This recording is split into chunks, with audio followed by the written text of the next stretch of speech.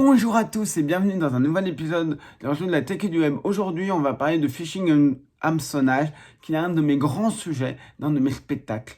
Puisque vous le savez, j'ai deux spectacles sur les enjeux de la tech et du web, un sur le phishing et hameçonnage et un autre sur les brouteurs. Alors, aujourd'hui, on va s'intéresser à savoir, est-ce du phishing ou c'est pas du phishing? La première chose à regarder, c'est d'où ça vient. Si par exemple vous recevez un mail, est-ce que c'est le bon mail? Est-ce que c'est par exemple, vous recevez un mail des impôts, si c'est remboursement@gmail.com, je caricature un petit peu, mais parfois ça peut être ça, bah là ça pue. Faut pas oublier que certains sont malins parce qu'ils vont cacher le nom du mail en mettant un nom, comme ça se fait. Par exemple, moi, mon mail Victor Besset, j'ai écrit Victor Besset. Donc, vous pouviez voir, dire, ah bah oui, je vois écrit impôt machin, mais n'importe qui peut mettre n'importe quoi dans le truc. Moi, je pourrais mettre Bill Gates, si vous voyez ce que je veux dire, ça veut rien dire. Il faut regarder le mail. Donc, le mail, point. Je précise, c'est ça qu'il faut aller regarder. Malheureusement, parfois, certains peuvent usurper le véritable mail, mais dans la plupart des cas, déjà, ça peut nous aider. Si c'est un SMS, il faut regarder d'où ça vient. Il faut regarder si le lien qu'on vous propose a l'air légitime. Si vous voyez une sorte de lien qui a l'air venir d'un raccourcisseur d'URL Bitly, Cutly ou je ne sais quoi, soyez prudent parce que ça pue l'arnaque, parce que vous ne savez pas exactement ce qu'il y a derrière. On rappelle qu'il y a des outils qui vous permettent de savoir où ça redirige. Vous pouvez toujours prendre le lien sans cliquer dessus, il faut faire très attention et savoir où ça redirige. Mais généralement, un organisme n'ira pas, généralement pas utiliser ce genre de lien.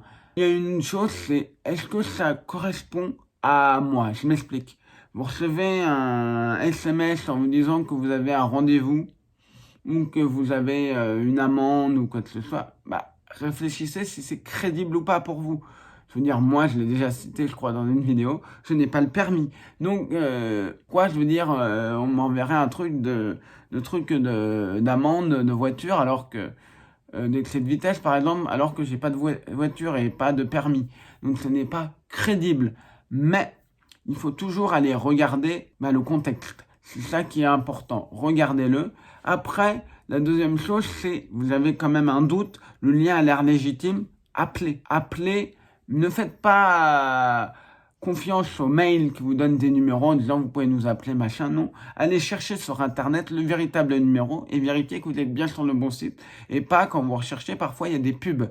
Vous allez pouvoir voir des pubs et ces pubs-là, qui sont donc en premier lien, avec de contenu sponsorisé dans les moteurs de recherche, notamment dans Google, ce contenu-là, il faut comprendre une chose, c'est qu'il peut être très, très fortement frauduleux.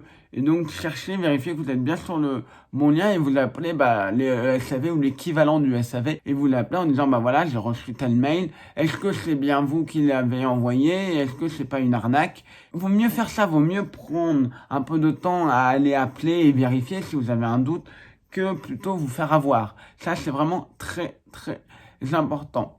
Voilà, quelques petits conseils que je pouvais vous donner pour vérifier si un mail, un SMS est frauduleux. C'est vraiment des conseils très, très basiques. J'ai voulu faire cette vidéo, qu'elle soit extrêmement simple, avec quelques petits conseils, mais vraiment les plus basiques possibles. Mais je pense que c'est important de les rappeler, parce qu'on peut tous se faire avoir par des arnaques. Allez, salut et à la prochaine vidéo, la semaine prochaine normalement. Salut!